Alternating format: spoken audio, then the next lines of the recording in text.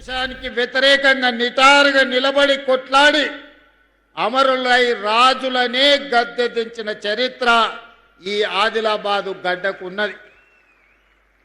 నిరంకుశత్వంపై నిటారుగా నిలబడి ఆనాడు కొమరం భీముడు గాని రామ్జీ గోండు గాని నిజాం సర్కారులకు వ్యతిరేకంగా ఈనాడు 1000 ఊర్ల మర్రిగా ఈ ప్రాంతంలో ప్రసిద్ధి పొందిన రామ్జీ గోండు త్యాగం, జల్ జమీన్ జంగల్ నినాదం ప్రపంచానికే వినిపించేంత గొప్పగా ఉద్యమాన్ని నడిపిన కొమరం భీముడు మీ బిడ్డ, మన గొప్ప స్ఫూర్తి ప్రదాత ఈ ఆదిలాబాదు బిడ్డ.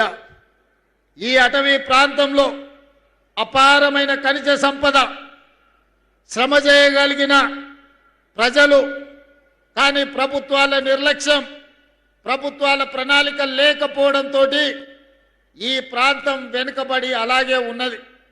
ఈ ఆదిలాబాదు ప్రాంతం దాదాపుగా 60% అటవీ ప్రాంతం.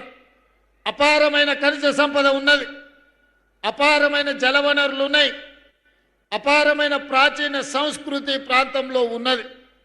కానీ ఈ ప్రాంతానికి పరిశ్రమలు రాలే, ఈ ప్రాంతంలో వ్యవసాయం విస్తరించలే, ఈ ప్రాంతంలో విద్య వైద్యము ఈనాటికి పేదలకు అందలే.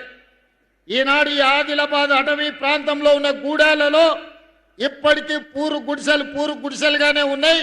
తాగడానికి నీళ్లు అందని పరిస్థితి ఇంకా మన కళ్ళ ముందు కనిపిస్తూనే ఉంది. నేనే స్వయంగా ఈ ప్రాంతంలో పర్యటనకు వచ్చినప్పుడు గూడాలలో పర్యటించిన నాడు మిత్రులు స్వయం బాబురావుతో మాట్లాడి ఈ ప్రాంత గూడాలలో ఉన్న పటేళ్లను కలిసి తప్పకుండా మన ప్రభుత్వం వస్తుంది, మీ సమస్యను పరిష్కరిస్తామని ఆనాడు ఈ ప్రాంతంలో గూడాలలో ఉన్న పటేళ్లకు నేను మాట ఇచ్చి ఈ ప్రాంతాన్ని అభివృద్ధి పదం వైపు నడిపిస్తా అని చెప్పి ఆనాడు అనుకున్నాం. అదేవిధంగా మా మిత్రులు ప్రేమ్ సాగర్ రావు గారు ఎప్పుడు మాట్లాడినా మాకొక సమయంలో నమ్మకం విశ్వాసం సన్నగిల్లినప్పుడు, అన్నా మీరు అధైర్యపడకండి, ప్రభుత్వం వస్తుంది, ప్రభుత్వం వచ్చిన తర్వాత నీ సొంత జిల్లా పాలమూరుకి ఏ ప్రాధాన్యత ఉంటుందో, అత్యంత వెనుకబడిన ప్రాంతం 70 సంవత్సరాలు అభివృద్ధికి నోచుకొని ఆదిలాబాదును పాలమూరుతో సమానంగా నువ్వు అభివృద్ధి చేయాలి, ఈ ఒక్క మాట నువ్వు నాకు ఇవ్వు, ఈ జిల్లా మొత్తం నీకు అండగా నిలబడుతుందని మిత్రులు ప్రేమ్ సాగర్ రావు అనేటోడు. వారు మాట్లాడినప్పుడు ధైర్యం వచ్చేది, గుండె నిండా ఊపిరి పీల్చుకొని కొట్లాటకు సిద్ధమయ్యేది. మళ్ళా నెల తిరుగుతేనే ఏమవుతుందో అని భయం ఉండేది.